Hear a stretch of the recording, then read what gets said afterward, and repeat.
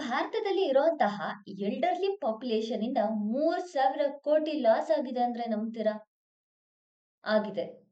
ಯಾಕೆ ಅಂತ ಹೇಳಿದ್ರೆ ಇದನ್ನ ಸ್ಕ್ಯಾಮ್ ಮಾಡಲಾಗಿದೆ ಅಂತ ನಾವು ಹೇಳ್ತಾ ಇದೀವಿ. ಯೂನಿಯನ್ ಗವರ್ಮೆಂಟ್ ಸುಪ್ರೀಂ ಕೋರ್ಟ್ ಅಲ್ಲಿ ಇದನ್ನ ಹೇಳ್ಕೊಂಡಿದೆ ಸ್ವತಃ ತಾನೇ. 3,000 ಕೋಟಿ ಅಂತ ಹೇಳಿದ್ರೆ which is not less. So ಹೇಗೆ ಸ್ಕ್ಯಾಮ್ ಮಾಡಲಾಯ್ತು? ಸುಪ್ರೀಂ ಕೋರ್ಟ್ ಇದಕ್ಕೆ ಯಾವ ರೀತಿಯಾದಂತಹ ಸ್ಟೆಪ್ ಅನ್ನ ತಗೊಳ್ತು? ಇದಕ್ಕೆ ಗವರ್ಮೆಂಟ್ ಯಾವ ರೀತಿಯಾದಂತಹ ಸ್ಟೆಪ್ ಅನ್ನ ತಗೋಬೇಕು? So union government supreme court ಹತ್ರ ಈ ಒಂದು ವಿಷಯವನ್ನ ಹೇಳಿದೆ. ಸ್ಕ್ಯಾಮ್ ಆಗಿದೆ 3,000 ಕೋಟಿ. ಅದ್ರಲ್ಲೂ ಕೂಡ 60 ವರ್ಷ ದಾಟಿದಂತಹ ವ್ಯಕ್ತಿಗಳಿಂದ ಎಲ್ಡರ್ಲಿ ಪಾಪ್ಯುಲೇಷನ್ ಏನಿದೆ ಅವರಿಂದ ಆಗಿದೆ ಅಂತ. ಯಾವ ಒಂದು ಕ್ರೈಟೀರಿಯಾ ಮೇಲೆ ಇದನ್ನ ಹೇಳಿದೆ ಅಂತ ಹೇಳಿದ್ರೆ ಡಿಜಿಟಲ್ ಅರೆಸ್ಟ್. ಡಿಜಿಟಲ್ ಅರೆಸ್ಟ್ ಅನ್ನುವಂತಹ ಕ್ರೈಟೀರಿಯಾ ಇಂದ ಈ ರೀತಿಯಾದಂತಹ ಸ್ಕ್ಯಾಮ್ ಆಗಿದೆ ಅಂತ ಹೇಳ್ಬಿಟ್ಟು ಗವರ್ಮೆಂಟ್ ಸುಪ್ರೀಂ ಕೋರ್ಟ್ ಹತ್ರ ಹೇಳ್ಕೊಂಡಿದೆ. ಹಾಗಾಗಿ ನಾವು ಈ ವಿಡಿಯೋದಲ್ಲಿ ಡಿಜಿಟಲ್ ಅರೆಸ್ಟ್ ಅಂದ್ರೆ ಏನು, ಹೇಗೆ ಡಿಜಿಟಲ್ ಅರೆಸ್ಟ್ ಅನ್ನ ಮಾಡ್ತಾರೆ ಅಂತ ಹೇಳಿ ನೋಡೋಣ. ನಮ್ಗೆ ಎಕ್ಸಾಮ್ ಅಲ್ಲಿ ಡಿಜಿಟಲ್ ಅರೆಸ್ಟ್ ಅಂದ್ರೆ ಏನು ಅಂತ ಕೇಳುವಂತಹ ಚಾನ್ಸಸ್ ಇರುತ್ತೆ. ಇನ್ನ ಸ್ಟೇಟ್ ಎಕ್ಸಾಮ್ಸ್ ಗಳಿಗೆ ಹೋದ್ರೆ ನಾವು ಡಿಜಿಟಲ್ ಅರೆಸ್ಟ್ ಮೇಲೆನೆ ಕ್ವಶನ್ಸ್ ಗಳನ್ನ ಕೇಳ್ತಾರೆ. ಎಸ್ಸೆ ರೈಟಿಂಗ್ ಆಗಿರ್ಬೋದು ಅಥವಾ KAS ಅಲ್ಲಿ ಮೇನ್ಸ್ ಕ್ವಶನ್ ಆಗಿರ್ಬೋದು. ಈ ರೀತಿಯಾದಂತಹ ಕ್ವಶನ್ಸ್ ಗಳನ್ನ ಕೇಳುವಂತಹ ಚಾನ್ಸಸ್ ಇರುತ್ತೆ. ಇನ್ನ UPSC ಅಲ್ಲಿ ನಾವ್ ಇದನ್ನ ಅಡಿಷನಲ್ ಪಾಯಿಂಟ್ಸ್ ಆಗಿ ಮಾಡ್ಬೋದು, ಅಥವಾ ಇತ್ತೀಚೆಗೆ ಸೈಬರ್ ಕ್ರೈಮ್ ಜಾಸ್ತಿ ಆಗ್ತಾ ಇರೋದ್ರಿಂದ, ಸ್ಕ್ಯಾಮ್ಸ್ ಗಳು ಜಾಸ್ತಿ ಆಗ್ತಾ ಇರೋದ್ರಿಂದ ಸಪರೇಟ್ ಆಗಿ UPSC ಮೇನ್ಸ್ ಅಲ್ಲೂ ಕೂಡ ಕೇಳುವಂತಹ ಚಾನ್ಸಸ್ ಇರುತ್ತೆ. ಇದರಲ್ಲಿ ಗವರ್ಮೆಂಟ್ ಯಾವ ರೀತಿಯಾದಂತಹ ಸ್ಟೆಪ್ ಅನ್ನ ತಗೋತಾ ಇದೆ ಈ ಒಂದು ಸ್ಕ್ಯಾಮ್ ಅನ್ನ ಕಂಟ್ರೋಲ್ ಮಾಡ್ಲಿಕ್ಕೆ, ಯಾವ ಯಾವ ಡಿಪಾರ್ಟ್ಮೆಂಟ್ ಗಳು ಯಾವ ಯಾವ ರೀತಿಯಲ್ಲಿ ಸ್ಟೆಪ್ಸ್ ಗಳನ್ನ ತಗೊಳ್ತಾ ಇದ್ದಾರೆ ಅನ್ನೋದನ್ನ ನಾವು ಇನ್ ಡೀಟೇಲ್ ಆಗಿ ನೋಡ್ಕೊಳ್ಳೋಣ. ಸೊ ನಾನು ಹೇಳ್ದೆ ಡಿಜಿಟಲ್ ಅರೆಸ್ಟ್ ಅನ್ನುವಂತಹ ಕಾನ್ಸೆಪ್ಟ್ ಇಂದ 3,000 ಕೋಟಿ ಲಾಸ್ ಆಗಿದೆ, ಅದರಲ್ಲೂ ಕೂಡ ಎಲ್ಡರ್ಸ್ ಅಲ್ಲಿ ಅಂತ. ಸೊ ಬರೀ ಎಲ್ಡರ್ಸ್ ಅಲ್ಲೇ ಆಗಿದ್ಯಾ? ನೋ, ಎಜುಕೇಟೆಡ್ ಆಗಿರುವಂತಹ ಯಂಗ್ಸ್ಟರ್ಸ್ ಅಲ್ಲಿ ಕೂಡ ಈ ಒಂದು ಡಿಜಿಟಲ್ ಅರೆಸ್ಟ್ ಇಂದ ಸ್ಕ್ಯಾಮ್ ಆಗ್ತಾ ಇದೆ. ಅಂದ್ರೆ ಈ ಯಂಗ್ಸ್ಟರ್ಸ್ ಗಳು ಕೂಡ ಡಿಜಿಟಲ್ ಅರೆಸ್ಟ್ ಗೆ ವಿಕ್ಟಿಮ್ಸ್ ಗಳು ಆಗ್ತಿದ್ದಾರೆ. ಇದಕ್ಕೆ ರಿಯಾಕ್ಟ್ ಮಾಡಿರುವಂತಹ Supreme Court Central Bureau of India ಅಂದ್ರೆ CBI ಗೆ ಫ್ರೀ ಹ್ಯಾಂಡ್ ಅನ್ನ ಕೊಟ್ಟಿದೆ. ಇನ್ವೆಸ್ಟಿಗೇಷನ್ ಮಾಡಿ ಈ ಒಂದು ಡಿಜಿಟಲ್ ಅರೆಸ್ಟ್ ಅನ್ನುವಂತಹ ಕಾನ್ಸೆಪ್ಟ್ ಅನ್ನ ಕಂಟ್ರೋಲ್ ಮಾಡಿ, ಸ್ಕ್ಯಾಮ್ ಅನ್ನ ಕಂಟ್ರೋಲ್ ಮಾಡಿ, ಡಿಜಿಟಲ್ ಸ್ಕ್ಯಾಮರ್ಸ್ ಗಳನ್ನ ರೆಡ್ಯೂಸ್ ಮಾಡಬೇಕು ಅಂತ CBI ಗೆ ಫ್ರೀ ಹ್ಯಾಂಡ್ ಅನ್ನ ಕೊಟ್ಟಿದೆ. So according to Indian cyber crime coordination centre, Indian cyber crime coordination centre I4C ಅಂತ ಹೇಳ್ಬಿಟ್ಟು ಕರಿತೀವಿ ಇದನ್ನ. I4C ರಿಪೋರ್ಟ್ ಪ್ರಕಾರ 2022 ಮತ್ತೆ 2024 ಸಮಯಕ್ಕೆ, ಅಂದ್ರೆ ಈ ಅವಧಿಯಲ್ಲಿ 2022ರಿಂದ 24 ತನಕ ಎಷ್ಟು ಕ್ರೈಮ್ ಆಗಿದೆ ಅಂತ ಹೇಳಿದ್ರೆ, ಅಂದ್ರೆ ಡಿಜಿಟಲ್ ಲಾಸ್, ಫಿನಾನ್ಷಿಯಲ್ ಲಾಸ್ ಭಾರತಕ್ಕೆ ಎಷ್ಟಾಗಿದೆ ಅಂತ ಹೇಳಿದ್ರೆ ಆಲ್ಮೋಸ್ಟ್ 22,845 ಕ್ರೋರ್, ಅಂದ್ರೆ 22,845 ಕೋಟಿ ಭಾರತಕ್ಕೆ ಫಿನಾನ್ಷಿಯಲ್ ಲಾಸ್ ಆಗಿದೆ. ಸೊ ಈ ಫಿನಾನ್ಷಿಯಲ್ ಲಾಸ್ ಹೇಗಾಯ್ತು ಅಂತ ಹೇಳಿದ್ರೆ ಡಿಜಿಟಲ್ ಅರೆಸ್ಟ್ ಇಂದಾನೇ ಆಗಿರೋದು. which is nothing but can we call it as a cyber crime? So major issue ಅಂತ ಹೇಳಿ ಈಗ ಈ ರಿಪೋರ್ಟ್ ಇಂದ ಗೊತ್ತಾಯ್ತು. ಸೈಬರ್ ಫ್ರಾಡ್ಸ್ ಗಳು ಜಾಸ್ತಿ ಆಗ್ತಾ ಇರೋದ್ರಿಂದ ಈ ತರ ಆಗ್ತಿದೆ ಅಂತ. 2024 ಅಲೋನ್, 2024 ನಾವು ಕನ್ಸಿಡರ್ ಮಾಡ್ಕೊಂಡ್ರೆ ಇದರಲ್ಲಿ ಟೋಟಲ್ 120.3 ಕೋಟಿ ರೂಗಳು ಲಾಸ್ ಆಗಿದೆ, ಫಿನಾನ್ಷಿಯಲ್ ಲಾಸ್ ಆಗಿದೆ. ಅದು ಕೂಡ ಈ ರಿಪೋರ್ಟ್ ಅಲ್ಲೇ ಹೇಳಿರೋದು, ಎಸ್ಟಿಮೇಟ್ ನ ಮಾಡಿದ್ದಾರೆ. ಲಾಸ್ಟ್ ಕ್ವಾರ್ಟರ್ ಟೈಮ್ ಅಲ್ಲಿ 120.3 ಕೋಟಿ ರೂ ನಷ್ಟ ಆಗಿದೆ, ಫಿನಾನ್ಷಿಯಲ್ ಲಾಸ್ ಆಗಿದೆ ಸೈಬರ್ ಕ್ರೈಮ್ ಇಂದ. ಸೊ ಅವಾಗ್ಲಿಂದ ಹೇಳ್ತಾ ಇದ್ದೀನಿ ಡಿಜಿಟಲ್ ಅರೆಸ್ಟ್, ಸೈಬರ್ ಕ್ರೈಮ್ ಅಂತ, ಕರೆಕ್ಟಾ? So what is digital arrest? ಏನು ಹಾಗಾದ್ರೆ ಡಿಜಿಟಲ್ ಅರೆಸ್ಟ್ ಅಂದ್ರೆ? ಹೇಗೆ ಡಿಜಿಟಲ್ ಅರೆಸ್ಟ್ ಅನ್ನ ಮಾಡ್ಲಾಗತ್ತೆ? ಡಿಜಿಟಲ್ ಅರೆಸ್ಟ್ ಅಂತ ಹೇಳಿದ್ರೆ ಇದರಲ್ಲಿ ಸ್ಕ್ಯಾಮರ್ಸ್ ಗಳು ಇರ್ತಾರೆ. ಈ ಸ್ಕ್ಯಾಮರ್ಸ್ ಗಳು ಏನ್ ಮಾಡ್ತಾರೆ, ಅವರು ಆಫೀಸರ್ಸ್ ಅಥವಾ ಐ ಲೆವೆಲ್ ಅಫಿಷಿಯಲ್ಸ್ ಅಂತ ಹೇಳ್ಬಿಟ್ಟು ಆಕ್ಟ್ ಮಾಡ್ತಾರೆ. ಆಕ್ಟ್ ಮಾಡಿ ನಿಮ್ಗೆ ಕಾಲ್ ಮಾಡ್ತಾರೆ, ನಿಮ್ಮ ಫೋನ್ ಅಲ್ಲಿ ಇಲ್ಲಿಗಲ್ ಆಕ್ಟಿವಿಟೀಸ್ ಗಳು ನಡೀತಾ ಇದೆ ಅಥವಾ ಟೆರರ್ ಫಿನಾನ್ಸಿಂಗ್ ಮಾಡ್ತಾ ಇದ್ದೀರಾ ಅಂತ ಹೇಳ್ಬಿಟ್ಟು ನಿಮ್ಮಿಂದ ನಿಮ್ಮ ಪರ್ಸನಲ್ ಇನ್ಫಾರ್ಮೇಶನ್ ನ ತಗೊಳ್ತಾರೆ. ಆಗ ನಿಮ್ಮ ಫೋನಿನ ಥ್ರೂ ಕ್ಯಾಮೆರಾವನ್ನ ಆನ್ ಮಾಡ್ಬಿಟ್ಟು 1 ಅವರ್ ಅಥವಾ 2 ಅವರ್ ನೀವು ಯಾವುದೇ ರೀತಿಯಾದಂತಹ ಮೂವ್ಮೆಂಟ್ ಮಾಡಬಾರ್ದು. ಆ ರೀತಿಯಲ್ಲಿ ಕ್ಯಾಮೆರಾವನ್ನ ಆನ್ ಮಾಡ್ಬಿಟ್ಟು ಡಿಜಿಟಲ್ ಅರೆಸ್ಟ್ ಅನ್ನ ಮಾಡ್ತಾರೆ. ಸೊ ಇದಾದ್ಮೇಲೆ ಹೇಗೆ ಅವರನ್ನ ರಿಲೀಸ್ ಮಾಡ್ತಾರೆ ಅಂತ ಹೇಳಿದ್ರೆ, ನಿಮ್ಮ ಇಲ್ಲಿಗಲ್ ಆಕ್ಟಿವಿಟೀಸ್ ಅನ್ನ ಕಂಟ್ರೋಲ್ ಮಾಡಕ್ಕೆ ಒಂದಿಷ್ಟು ಹಣ ಆಗತ್ತೆ, ಸೊ ಅದನ್ನ ಕೊಡಿ ಅಂತ ಹೇಳ್ಬಿಟ್ಟು ಹಣವನ್ನ ತಗೊಂಡ್ಬಿಟ್ಟು ಫಿಸಿಕಲಿ ಅರೆಸ್ಟ್ ಅನ್ನ ಮಾಡಲ್ಲ ಇವ್ರಲ್ಲಿ. ಇಲ್ಲಿ ಯಾವುದೇ ರೀತಿಯಾದಂತಹ ಫಿಸಿಕಲ್ ಅರೆಸ್ಟ್ ಇರೋದಿಲ್ಲ. ಇಲ್ಲಿ ಇರೋದು ವರ್ಚುವಲ್ ಕಸ್ಟಡಿ. ಅದನ್ನ ನಾವು ಸ್ಟ್ಯಾಂಡರ್ಡ್ ಆಗಿ ವರ್ಚುವಲ್ ಕಸ್ಟಡಿ ಅಂತಾನೆ ಹೇಳ್ಬೋದಾಗತ್ತೆ. ಬಿಕಾಸ್ ಎಕ್ಸಾಮ್ ಅಲ್ಲಿ ಬರೆಯುವಾಗ ಇದನ್ನ ಯೂಸ್ ಮಾಡಿ, ವರ್ಚುವಲ್ ಕಸ್ಟಡಿ ಅನ್ನೋದನ್ನ. ವರ್ಚುವಲ್ ಕಸ್ಟಡಿಯಲ್ಲಿ ಹಿಡ್ಕೊಳ್ತಾರೆ. ಹಣ ಕೊಟ್ಟ ಮೇಲೆ ಈ ವರ್ಚುವಲ್ ಕಸ್ಟಡಿಯಿಂದ ಅವರನ್ನ ರಿಲೀಸ್ ನ ಮಾಡ್ಲಾಗತ್ತೆ. ಸೊ ಇದು ಡಿಜಿಟಲ್ ಅರೆಸ್ಟ್. ಡಿಜಿಟಲ್ ಅರೆಸ್ಟ್ ಅಂದ್ರೆ ಏನು? ಯೂಶಲಿ ಡಿಜಿಟಲ್ ಅರೆಸ್ಟ್ ಆಪರೇಷನ್ ಜೊತೆ ಆರ್ಟಿಫಿಷಿಯಲ್ ಇಂಟೆಲಿಜೆನ್ಸ್ ಇಂಟಿಗ್ರೇಷನ್ ಕೂಡ ಮಾಡ್ಲಾಗ್ತಿದೆ. ಈಗ ಆರ್ಟಿಫಿಷಿಯಲ್ ಇಂಟೆಲಿಜೆನ್ಸ್ ಯುಗ ಆಗ್ತಿರೋದ್ರಿಂದ ಡಿಜಿಟಲ್ ಅರೆಸ್ಟ್ ಜೊತೆಗೆ ಎಐ ಇಂಟಿಗ್ರೇಷನ್ ಮಾಡ್ತಾ ಇದ್ದಾರೆ. ನಾವು ಕೇಳಿದೀವಿ ಯಾವ್ದನ್ನ, ಡೀಪ್ ಫೇಕ್ ಅಂತ ಹೇಳ್ಬಿಟ್ಟು ಕೇಳಿರ್ತೀವಿ. ಸೊ ಈ ಡೀಪ್ ಫೇಕ್ ಅನ್ನ ಬಳಸಲಾಗ್ತಿದೆ. ಡೀಪ್ ಫೇಕ್ ಟೆಕ್ನಾಲಜೀಸ್ ಅನ್ನ ಯೂಸ್ ಮಾಡಿಬಿಟ್ಟು ಸೈಬರ್ ಅಟ್ಯಾಕ್ ಅನ್ನ ಮಾಡ್ತಾ ಇದ್ದಾರೆ. ಇದರಲ್ಲಿ ಜನರೇಟಿವ್ ಅಡ್ವರ್ಸರಿಯಲ್ ನೆಟ್ವರ್ಕ್ ಅನ್ನ ಯೂಸ್ ಮಾಡಿ ಜುಡಿಷಿಯಲ್ ಅಥಾರಿಟೀಸ್ ಅನ್ನ ಸೈಮಲ್ಟೇನಿಯಸ್ ಆಗಿ ಕ್ರಿಯೇಟ್ ಮಾಡ್ಲಾಗತ್ತೆ. ಅಂದ್ರೆ ಜುಡಿಷಿಯಲ್ ಅಥಾರಿಟೀಸ್ ನಮ್ ಜೊತೆ ಇದ್ದಾರೆ, ಅಥವಾ ಅಫಿಷಿಯಲ್ಸ್ ಇದ್ದಾರೆ, ಅಥವಾ CBI ಆಫೀಸರ್ಸ್ ಇದ್ದಾರೆ ಅಂತ ಹೇಳ್ಬಿಟ್ಟು ಕ್ರಿಯೇಟ್ ಮಾಡ್ಬೇಕಲ್ವಾ. ಫೇಕ್ ಡಾಕ್ಯುಮೆಂಟ್ಸ್ ನ ತಯಾರು ಮಾಡೋದಾಗಿರ್ಬೋದು, ಫೇಕ್ ಬ್ಯಾಕ್ ಗ್ರೌಂಡ್ ನ ತಯಾರು ಮಾಡೋದಾಗಿರ್ಬೋದು, ಇದನ್ನೆಲ್ಲದನ್ನು ಮಾಡ್ಲಿಕ್ಕೋಸ್ಕರ ಅವ್ರು ಯೂಸ್ ಮಾಡ್ತಾ ಇರೋ ಟೆಕ್ನಾಲಜಿ ಬಂದು ಜನರೇಟಿವ್ ಅಡ್ವರ್ಸಿಯಲ್ ನೆಟ್ವರ್ಕ್. ಎಕ್ಸಾಮ್ ಅಲ್ಲಿ ಕೇಳುವಂತಹ ಚಾನ್ಸಸ್ ಇರುತ್ತೆ. ಸೈಬರ್ ಕ್ರೈಮ್ ಅಥವಾ ಡಿಜಿಟಲ್ ಅರೆಸ್ಟ್ ಅನ್ನ ಮಾಡುವಾಗ ಅಥಾರಿಟೀಸ್ ಅನ್ನ, ಅಫಿಷಿಯಲ್ ಅಥಾರಿಟೀಸ್ ಅನ್ನ ಕ್ರಿಯೇಟ್ ಮಾಡೋದಕ್ಕೋಸ್ಕರ ಅವರು ಯಾವ ಟೂಲ್ ಅನ್ನ ಯೂಸ್ ಮಾಡ್ತಾರೆ, ಎಸ್ಪೆಷಲಿ ಸೈನ್ಸ್ ಅಂಡ್ ಟೆಕ್ ಅನ್ನ ಕೇಳುವಾಗ ಇದನ್ನ ಕೇಳ್ತಾರೆ. ಸೊ ಅದು ಬಂದ್ಬಿಟ್ಟು ಜನರೇಟಿವ್ ಅಡ್ವರ್ಸರಿ ನೆಟ್ವರ್ಕ್ ಅನ್ನ ಇಲ್ಲಿ ಯೂಸ್ ಮಾಡ್ಲಾಗತ್ತೆ. ಕೆಲವೊಂದ್ಸಲ ನಮ್ಗೆ ಗ್ರೂಪ್ ಸಿ ಅಲ್ಲಿ ಇದೆ ಅಲ್ವಾ ಪೇಪರು, ಕಂಪ್ಯೂಟರ್ ಬರುತ್ತಲ್ವಾ, ಅಲ್ಲೂ ಕೂಡ ನೆಟ್ವರ್ಕ್ ಬಗ್ಗೆ ಕೂಡ ಕೇಳುವಂತಹ ಚಾನ್ಸಸ್ ಇರುತ್ತೆ. Because computer out of the box ಕೇಳ್ತಾರೆ, ಆಗ ಇದನ್ನ ಕೇಳುವಂತಹ ಚಾನ್ಸಸ್ ಕೂಡ ಇರುತ್ತೆ. ಯಾಕೆ ಇದನ್ನ ಕೇಳುವಂತಹ ಚಾನ್ಸಸ್ ಇರುತ್ತೆ ಅಂದ್ರೆ, ಒಮ್ಮೆ ಅದೇ ಕಂಪ್ಯೂಟರ್ ಪೇಪರ್ ಅಲ್ಲಿ ಫಿಶಿಂಗ್ ಆಕ್ಟಿವಿಟಿ ಬಗ್ಗೆ ಕೇಳಿದ್ರು. Phishing activity belongs to which of the following ಅಂತ ಹೇಳ್ಬಿಟ್ಟು. ಸೊ ಹಾಗಾಗಿ ಆ ಫಿಶಿಂಗ್ ಆಕ್ಟಿವಿಟಿಯನ್ನೇ ಕೇಳಿದ್ದಾರೆ. That is not belongs to laptop or computer tools. ನಾವು ಅದನ್ನ ಪರ್ಟಿಕ್ಯುಲರ್ ಟೂಲ್ಸ್ ಅಂತ ಹೇಳಿ ಕನ್ಸಿಡರ್ ಮಾಡ್ಕೊಂಡ್ರೆ ಅದಲ್ಲ. ಹಾಗಾಗಿ ಇದನ್ನು ಕೂಡ ಕೇಳುವಂತಹ ಚಾನ್ಸಸ್ ಇರುತ್ತೆ. ಇನ್ನು ಸೈಬರ್ ಅರೆಸ್ಟ್ ಗೆ ಬಂದ್ರೆ, ಮ್ಯಾಕಾಫಿ ರಿಪೋರ್ಟ್ ಪ್ರಕಾರ 2024ರ ಮೊದಲ ತ್ರೈಮಾಸಿಕದಲ್ಲಿ, ಅಂದ್ರೆ ಫಸ್ಟ್ 3 ಕ್ವಾರ್ಟರ್ ಬರುತ್ತಲ್ಲ, ಅಲ್ಲಿ ಭಾರತದಲ್ಲಿ ಏನಾಗಿದೆ ಅಂತ ಹೇಳಿದ್ರೆ 28% of the 280% of the deep fake ಇನ್ಸಿಡೆಂಟ್ಗಳು ಜಾಸ್ತಿ ಆಗಿದೆ. 280% ಟು ಡೀಪ್ ಫೇಕ್ ಇನ್ಸಿಡೆಂಟ್ ಅಂದ್ರೆ ಅದು ಲೆಸ್ ಅಲ್ಲ. So what we are doing? 75% ಇಂಡಿಯನ್ಸ್ಗಳು ಡೀಪ್ ಫೇಕ್ ಅನ್ನೋ ಕಾನ್ಸೆಪ್ಟ್ ಅನ್ನ ಎದುರಿಸ್ತಾ ಇದ್ದಾರೆ ಪ್ರತಿ ಸಲ. ಸೊ ಹಾಗಾಗಿ ಡೀಪ್ ಫೇಕ್ ಅನ್ನೋ ಕಾನ್ಸೆಪ್ಟ್ ಇಂದ ಆರ್ಟಿಫಿಷಿಯಲ್ ಇಂಟೆಲಿಜೆನ್ಸ್ ಅನ್ನ ಇಂಟಿಗ್ರೇಟ್ ಮಾಡ್ಕೊಂಡ್ಬಿಟ್ಟು ಸೈಬರ್ ಅರೆಸ್ಟ್ ಅನ್ನ ಹೆಚ್ಚು ಮಾಡ್ತಾ ಇದ್ದಾರೆ. ಇನ್ನು ಸ್ವಲ್ಪ ಟೆಕ್ನಾಲಜಿಕಲಿ ನಾವು ಹೋಗ್ಬೇಕು ಅಂತ ಹೇಳಿದ್ರೆ, ಟೆಕ್ನಿಕಲ್ ಇನ್ಫ್ರಾಸ್ಟ್ರಕ್ಚರ್ ಅಂತ ಹೇಳಿ ಇದನ್ನ ಕರಿಬಹುದು.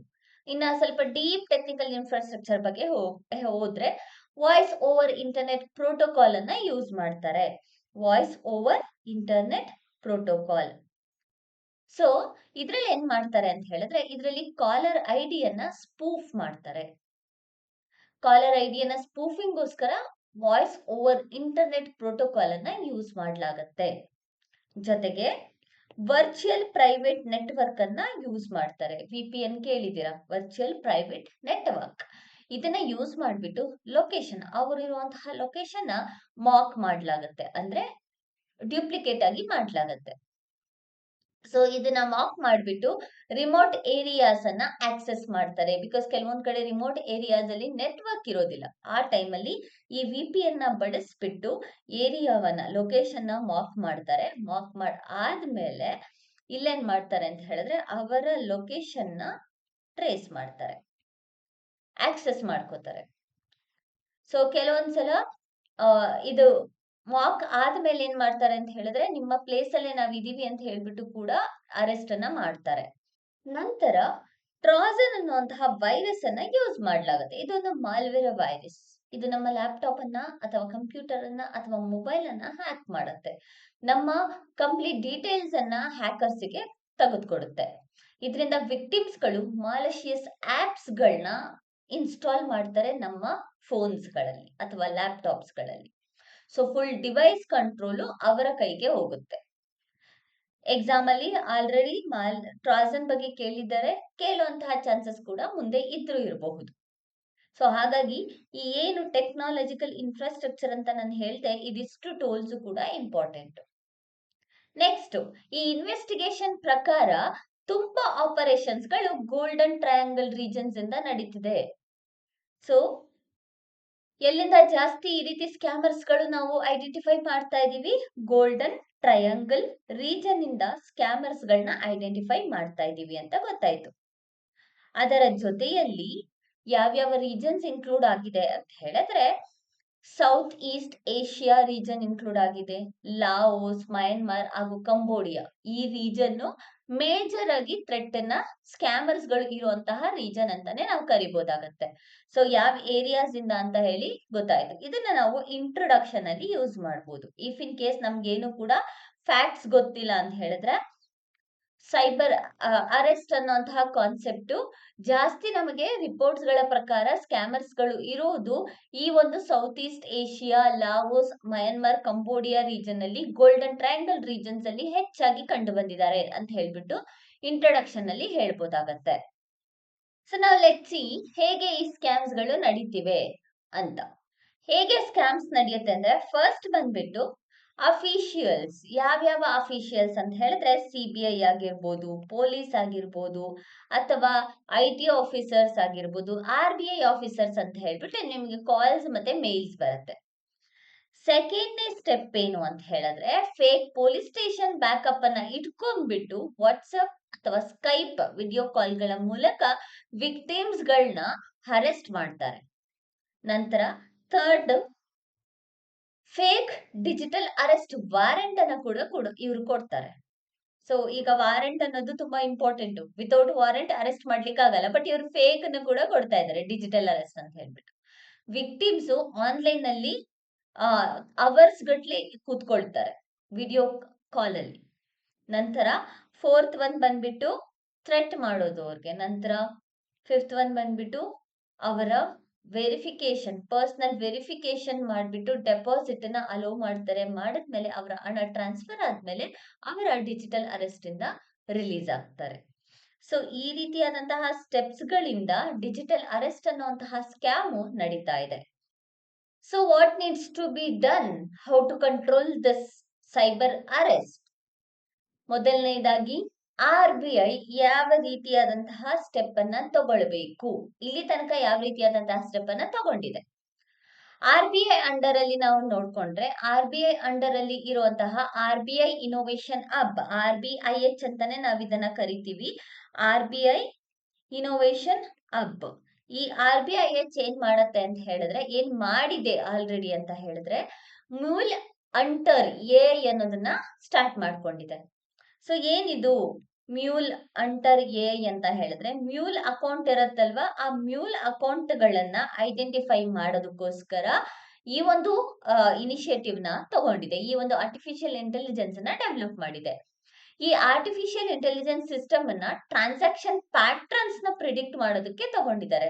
ಸೊ ಮ್ಯೂಲ್ ಅಕೌಂಟ್ ಅನ್ನ ಐಡೆಂಟಿಫೈ ಮಾಡ್ತಾರೆ. ಮಾಡಿದ್ಮೇಲೆ ಈ ಆರ್ಟಿಫಿಷಿಯಲ್ ಇಂಟೆಲಿಜೆನ್ಸ್ ಥ್ರೂ ಎಷ್ಟು ಟ್ರಾನ್ಸಾಕ್ಷನ್ ಆಗ್ತಿದೆ, ಯಾಕೆ ಆಗ್ತಿದೆ ಅನ್ನೋದನ್ನ ತಿಳ್ಕೊಳ್ತಾರೆ. ಸೊ ಯಾವಾಗ ನಾವು ಟ್ರಾನ್ಸಾಕ್ಷನ್ ಆಗ್ತಿದೆ, ಯಾವ ರೀತಿ ಪ್ಯಾಟರ್ನ್ಸ್ ಕ್ರಿಯೇಟ್ ಆಗ್ತಿದೆ ಅಂತ ನಾವು ತಿಳ್ಕೊಳ್ತೀವಿ, ಆಗ ಮ್ಯೂಲ್ ಅಕೌಂಟ್ ಗಳನ್ನ ಸ್ಟಾಪ್ ಮಾಡ್ಲಿಕ್ಕೆ ಇದು ಹೆಲ್ಪ್ ಮಾಡುತ್ತೆ. ಸೊ ಇದು RBI ತಗೊಂಡಿರುವಂತಹ ಸ್ಟೆಪ್. ಇನ್ನ ಟೆಲಿಕಾಂ ಇಂಡಸ್ಟ್ರೀಸ್, ಇತ್ತೀಚೆಗೆ ತುಂಬಾ ಫೇಕ್ ಸಿಮ್ಸ್ ಗಳು ಬರ್ತಿದೆ. ಟೆಲಿಕಾಂ ಸೆಕ್ಟರ್ಸ್ ಗಳು ಒಂದ್ ಐಡೆಂಟಿಟಿ ಕಾರ್ಡ್ಗೆ ಅಥವಾ ಒಂದ್ ಐಡೆಂಟಿಟಿ ಪ್ರೂಫ್ಗೆ ತುಂಬಾ ಸಿಮ್ಸ್ ಗಳನ್ನ ಪ್ರೊವೈಡ್ ಮಾಡ್ತಿದ್ದಾರೆ. ಫಸ್ಟ್ ಸಿಮ್ ಕಾರ್ಡ್ ಮಿಸ್ಯೂಸ್ ಮಾಡೋದನ್ನ ತಪ್ಪಿಸ್ಬೇಕಾಗತ್ತೆ. ಅದಕ್ಕೋಸ್ಕರ ಸುಪ್ರೀಂ ಕೋರ್ಟ್ ಹೇಳಿದೆ ಟೆಲಿಕಾಂ ಡಿಪಾರ್ಟ್ಮೆಂಟ್ ಗಳು ಇದಕ್ಕೆ ಇನಿಷಿಯೇಟಿವ್ ನ ತಗೊಬೇಕು ಅಂತ. ಇನ್ನ ಗವರ್ಮೆಂಟ್ ಡಾಟಾವನ್ನ ನೋಡ್ಕೊಂಡ್ರೆ, ನವೆಂಬರ್ 2024 ಹೊತ್ತಿಗೆ, ಅಂದ್ರೆ ಸಿಮ್ ಕಾರ್ಡ್ ಏನ್ ಬಗ್ಗೆ ಮಾತಾಡ್ತಿದೀವಲ್ವಾ, ಇದಕ್ಕೆ ಸಪೋರ್ಟಿಂಗ್ ಆಗಿ ನವೆಂಬರ್ 2024 ತನಕ ಪೊಲೀಸ್ ಅಥಾರಿಟೀಸ್ಗಳು ಆಲ್ಮೋಸ್ಟ್ 6.69 ಲ್ಯಾಕ್ ಸಿಮ್ ಕಾರ್ಡ್ಗಳನ್ನ ಮತ್ತೆ 1.32 ಲ್ಯಾಕ್ IMES ಗಳನ್ನ ಬ್ಲಾಕ್ ಮಾಡಿದ್ದಾರೆ. So 6.69 lac and 1.32 lac is not a less. So ಎಷ್ಟು ಪ್ರೂಫ್ಗಳನ್ನ, ಒಂದೇ ಐಡೆಂಟಿಟಿ ಪ್ರೂಫ್ಗಳನ್ನ ಇಟ್ಕೊಂಡು ಎಷ್ಟು ಸಿಮ್ ಕಾರ್ಡ್ಸ್ ಗಳನ್ನ ಕೊಡ್ತಾ ಇದ್ದಾರೆ. ಸೊ ಇದಕ್ಕೋಸ್ಕರ ಟೆಲಿಕಾಂ ಇಂಡಸ್ಟ್ರಿ ಅವರು ಇನಿಷಿಯೇಟಿವ್ಸ್ ನ ತಗೊಳ್ಳೇಬೇಕಾಗತ್ತೆ. ನಂತರ I4C ಅಂತ ಹೇಳ್ದೆ. ಏನು I4C ಅಂದ್ರೆ Indian cyber crime coordination centre. Indian cyber crime coordination centres ಗಳು ಮೋರ್ ದನ್ 1700 ಸ್ಕೈಪ್ ಐಡಿಸ್ ಗಳನ್ನ ಬ್ಲಾಕ್ ಮಾಡಿದೆ. ಸ್ಕೈಪ್ ಐಡಿಸ್ ಗಳನ್ನ ಯಾಕೆ ಬ್ಲಾಕ್ ಮಾಡಬೇಕು? ಬಿಕಾಸ್ ಸ್ಕೈಪಿನ ಮೂಲಕ ಡಿಜಿಟಲ್ ಅರೆಸ್ಟ್ ಅನ್ನ ಮಾಡ್ತಿದಾರಲ್ವಾ, ಅದಕ್ಕೋಸ್ಕರ I4C ಏನ್ ಮಾಡಿದೆ, 1700 ಸ್ಕೈಪ್ ಅಕೌಂಟ್ ಗಳನ್ನ ಬ್ಲಾಕ್ ಮಾಡಿದೆ. ಹಾಗೂ ಡಿಜಿಟಲ್ ಅರೆಸ್ಟ್ ಕೇಸಲ್ಲಿ ಇರುವಂತಹ ವಾಟ್ಸ್ಆಪ್ ಅಕೌಂಟ್ ಗಳನ್ನ ಕೂಡ ಬ್ಲಾಕ್ ಮಾಡಿದೆ. 59,000 ವಾಟ್ಸ್ಆಪ್ ಅಕೌಂಟ್ ಗಳನ್ನ ಬ್ಲಾಕ್ ಮಾಡಿದೆ I4C. ಸೊ ಇಷ್ಟು ವರ್ಕ್ ಮಾಡ್ತಿದ್ರು ಕೂಡ ಇಂಡಿಯಾದಲ್ಲಿ ಫಿನಾನ್ಷಿಯಲ್ ಲಾಸ್ ರೆಡ್ಯೂಸ್ ಆಗಿಲ್ಲ. ನೆಕ್ಸ್ಟ್, ಅದೇ Indian cyber crime coordination centre ಹೇಗೆ ವರ್ಕ್ ಆಗುತ್ತೆ? ನಮ್ಗೆ ಸಪರೇಟ್ ಆಗಿ ಕೇಳ್ತಾರೆ ಅಲ್ವಾ.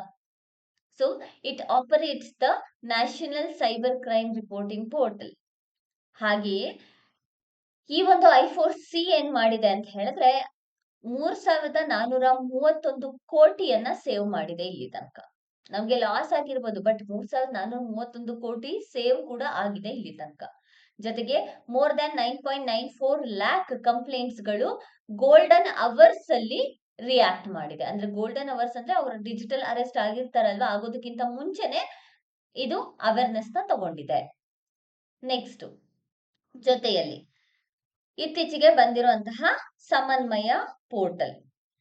ಈ ಸಮನ್ವಯ ಪೋರ್ಟಲ್ ಏನ್ ಮಾಡತ್ತೆ ಅಂತ ಹೇಳಿದ್ರೆ, ಸಮನ್ವಯ ಪೋರ್ಟಲ್ ಅಥವಾ ಸಮನ್ವಯ ಪ್ಲಾಟ್ಫಾರ್ಮ್, ಇದರಲ್ಲಿ ಜಿಯೋಗ್ರಫಿಕಲ್ ಇನ್ಫಾರ್ಮೇಶನ್ ಸಿಸ್ಟಮ್ಸ್ ನ ಯೂಸ್ ಮಾಡಿದ್ದಾರೆ.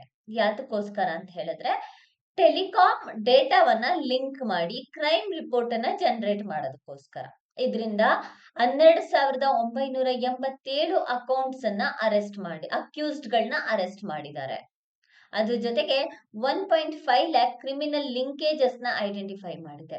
ಸೊ ಇಷ್ಟೆಲ್ಲಾ ಸ್ಟೆಪ್ಸ್ ಗಳನ್ನ ಎಲ್ಲರೂ ಕೂಡ ತಗೊಳ್ತಾ ಇದ್ರೂನು ಯಾಕೆ ಸೈಬರ್ ಕ್ರೈಮ್ ಕಂಟ್ರೋಲ್ ಆಗ್ತಾ ಇಲ್ಲ? ಏನಾದ್ರೂ ರೀಸನ್ ಇರ್ಲೇಬೇಕಲ್ವಾ ಕಂಟ್ರೋಲ್ ಮಾಡೋದಕ್ಕೆ. ಬಟ್ ಯಾಕೆ ಇನ್ನು ಕೂಡ ಕಂಟ್ರೋಲ್ ಆಗ್ತಾ ಇಲ್ಲ? What needs to be done? Government initiatives ಆಯ್ತು, ಬಟ್ ವೇ ಫಾರ್ವರ್ಡ್ ಅನ್ನೋದು ಇರ್ಬೇಕಲ್ವಾ. ಆ ವೇ ಫಾರ್ವರ್ಡ್ ಏನು ಅಂತ ಹೇಳಿದ್ರೆ ಅವೇರ್ನೆಸ್. ನಾವು ಜನಗಳ ಮಧ್ಯೆ ಅವೇರ್ನೆಸ್ ನ ತರದಲ್ಲೇ ಯಾವುದೇ ರೀತಿಯಾದಂತಹ ಇನಿಷಿಯೇಟಿವ್ ನ ತರೋದಕ್ಕೆ ಆಗಲ್ಲ. ಎರಡನೇದಾಗಿ ಡಿಜಿಟಲ್ ಲಿಟ್ರೇಸಿ. ಪ್ರತಿಯೊಬ್ಬರಿಗೂ ಕೂಡ ಈಗ ಎಲ್ಡರ್ಲಿ ಪಾಪ್ಯುಲೇಷನ್ ನಲ್ಲಿ ಡಿಜಿಟಲ್ ಅರೆಸ್ಟ್ ಅನ್ನೋದು ಜಾಸ್ತಿ ಆಗ್ತಿದೆ ಅಂತ ನಮಗ್ ಗೊತ್ತಾಯ್ತು. ಅದಕ್ಕೋಸ್ಕರ ಏನ್ ಮಾಡ್ಬೇಕು ಅಂತ ಹೇಳಿದ್ರೆ, ಡಿಜಿಟಲ್ ಲಿಟ್ರಸಿಯನ್ನ ಎಲ್ಡರ್ಲಿ ಪಾಪ್ಯುಲೇಷನ್ಗೆ ಹೇಳ್ಕೊಡ್ಬೇಕು. ಯಾವ ರೀತಿ ಅಟ್ಲೀಸ್ಟ್ ಬೇಸಿಕ್ ಆಪ್ಸ್ ಗಳನ್ನ ಯಾವ ತರ ಯೂಸ್ ಮಾಡ್ಬೇಕು, ಯಾವಾಗ ಯಾವ್ದಾದ್ರು ಒಂದು ಲಿಂಕ್ ಬಂದ್ರೆ ಅದನ್ನ ಪ್ರೆಸ್ ಮಾಡಬಾರದು, ಅದಕ್ಕೆ ಅವೇರ್ನೆಸ್ ಅಂದ್ರೆ ಬೇಕೋ ಬೇಡವೋ ಅನ್ನೋದನ್ನ ಇನಿಷಿಯೇಟಿವ್ ನ ತಗೊಳ್ತಲೇನೆ ಯಾವುದೇ ರೀತಿಯಾದಂತಹ ಸ್ಟೆಪ್ಸ್ ಗಳನ್ನ ತಗೊಬಾರದು. ಈ ರೀತಿಯಾದಂತಹ ಡಿಜಿಟಲ್ ಲಿಟ್ರಸಿಯನ್ನ ಪ್ರೊವೈಡ್ ಮಾಡಿದ್ರೆ ನಾವು ಕಂಟ್ರೋಲ್ ನ ಮಾಡಬಹುದಾಗತ್ತೆ, ಎಸ್ಪೆಷಲಿ ಎಲ್ಡರ್ಲಿ ಪಾಪ್ಯುಲೇಷನ್ ಅಲ್ಲಿ.